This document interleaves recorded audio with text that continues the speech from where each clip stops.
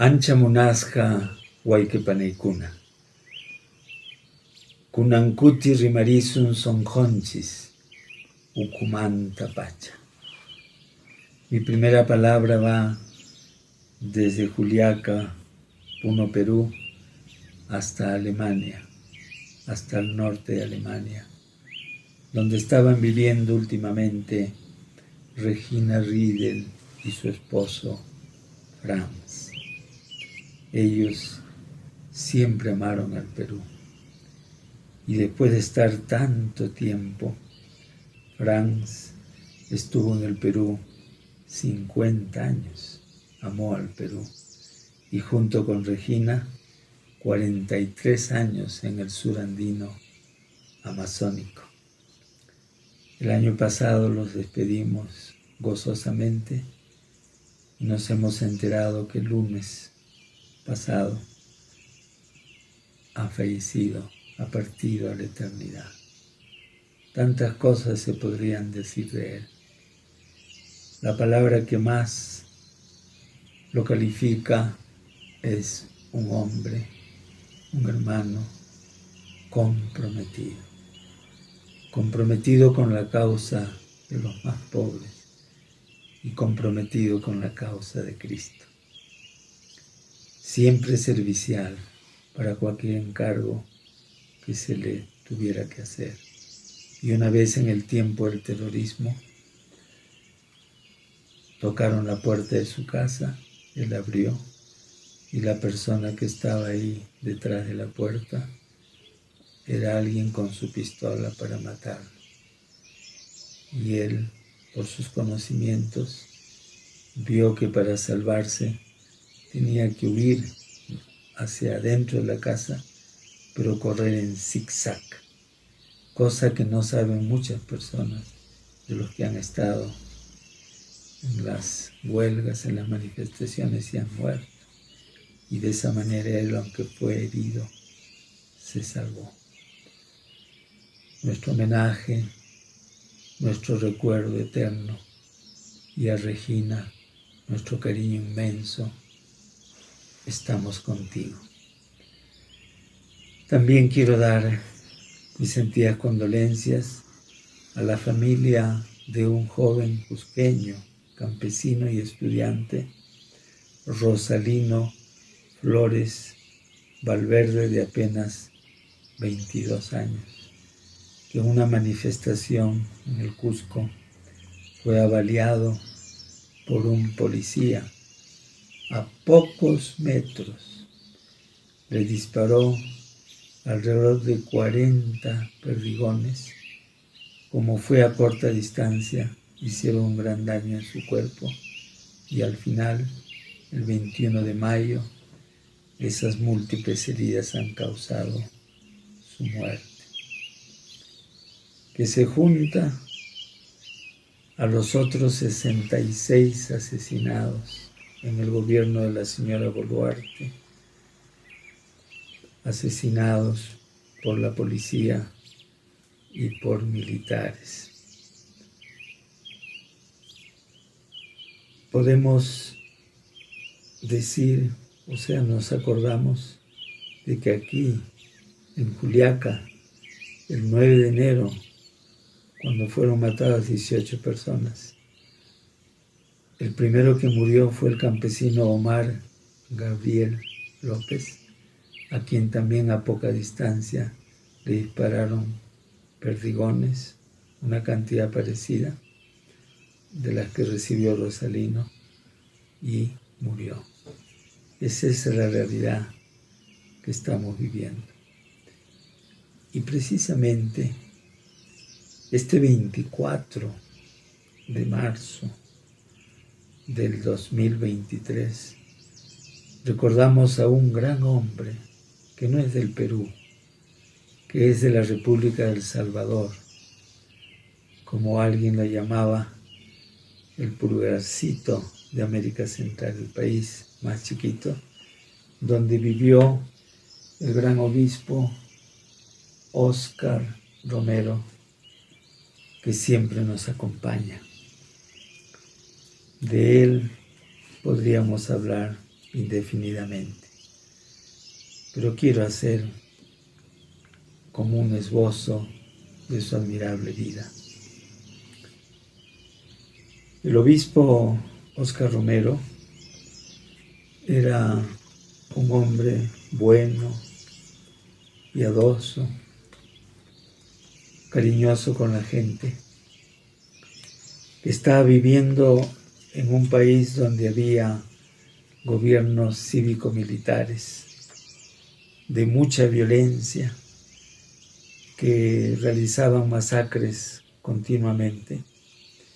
Y fue en 1977 en que lo nombraron arzobispo de la capital de la República de El Salvador, arzobispo de la ciudad de San Salvador.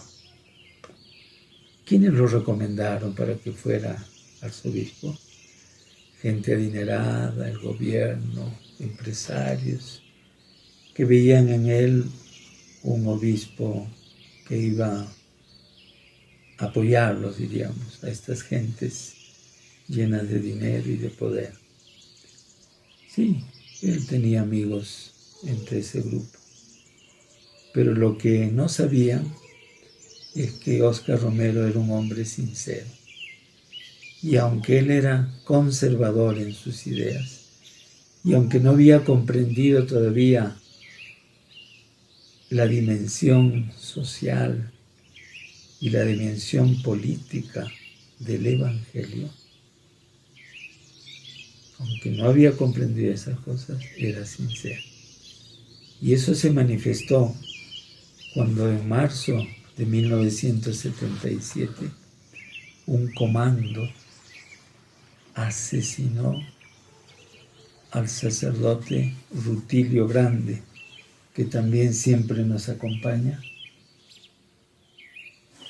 jesuita, que no era conservador como Óscar Romero, sino era muy comprometido con los dolores y las alegrías del campesinado de su tierra. Y al ver Óscar Romero a su amigo, a su confesor, de esa manera asesinado, como dicen los historiadores, tuvo un cambio de 180 grados. Es decir, lo que llamamos en cristiano, se convirtió. Y yo pondría eso en esta frase: se convirtió al Dios de los pobres y a los pobres de Dios. Él estaba incluso en el Opus Dei, que es una congregación como una especie de secta y que favorece a la gente pudiente. Pero a pesar de todo eso, él se dejó llevar por el Espíritu de Dios y cambió. Y cambió para alegría de su pueblo y para fastidio de los que lo masacraban a ese pueblo. Cuando él llegó de arzobispo el 77, ya habían matado a varios sacerdotes. Por ejemplo, mataron al quinto sacerdote, Rafael Palacios. Y en la homilía de ese entierro, el obispo ya convertido habló de otra manera, como decir comprometidamente.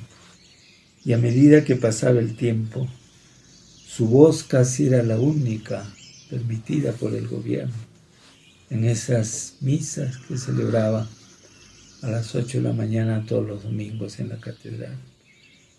Y así con el tiempo hubo amenazas, bombas contra la catedral, contra la radio, pero continuaba él en su misión de decir la verdad, a pesar de todas las dificultades y las persecuciones. Voy a leerles lo que dijo 2 semanas antes de su muerte, cuando el diario Excelsior de México lo entrevistó. Dijo así: he sido frecuentemente amenazado de muerte Debo decirle que como cristiano no creo en la muerte sin resurrección. Si me matan, resucitaré con el pueblo salvadoreño. Él era cuestionado por varios de sus compañeros obispos que lo acusaban de politiquero. No fue comprendido en el Vaticano. Incluso le mandaron a alguien que fuera a investigarlo. Una vez conversó con el Papa Juan Pablo II, tampoco lo comprendió. Y así fueron complicándose las cosas. Incluso él escribió una carta al presidente Carter y le pidió que no ayudara a los militares de su país con esto de bombas lacrimógenas y instrumentos para la policía y los militares, pues se estaban reprimiendo a las multitudes. Al final, el 23 de marzo de 1980, en la última misa que celebró en la catedral, dio el siguiente mensaje que también quiero leerles. Yo quisiera, dijo el arzobispo, hacer un llamamiento de manera especial a los hombres del ejército y en concreto a las bases de la Guardia Nacional, de la policía de los cuarteles. Hermanos, son de nuestro mismo pueblo, matan a sus mismos hermanos campesinos y ante una orden de matar que de un hombre debe prevalecer la ley de Dios que dice no matar. Ningún soldado está obligado a obedecer una orden contra la ley de Dios. Una ley inmoral, nadie tiene que cumplirla. Ya es tiempo de que recuperen su conciencia y que obedezcan antes a su conciencia que a la orden del pecado. La Iglesia, defensora de los derechos de Dios, de la ley de Dios y de la dignidad humana, no puede quedarse callada ante tanta abominación. Queremos que el gobierno tome en serio que de nada sirven las reformas si van teñidas con tanta sangre.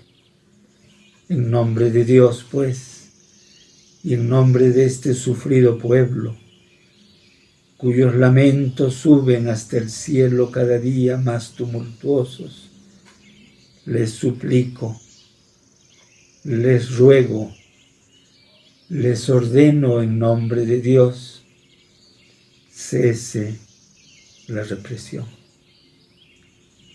Al día siguiente tuvo una misa en un hospitalito de cancerosos a las 6 de la tarde.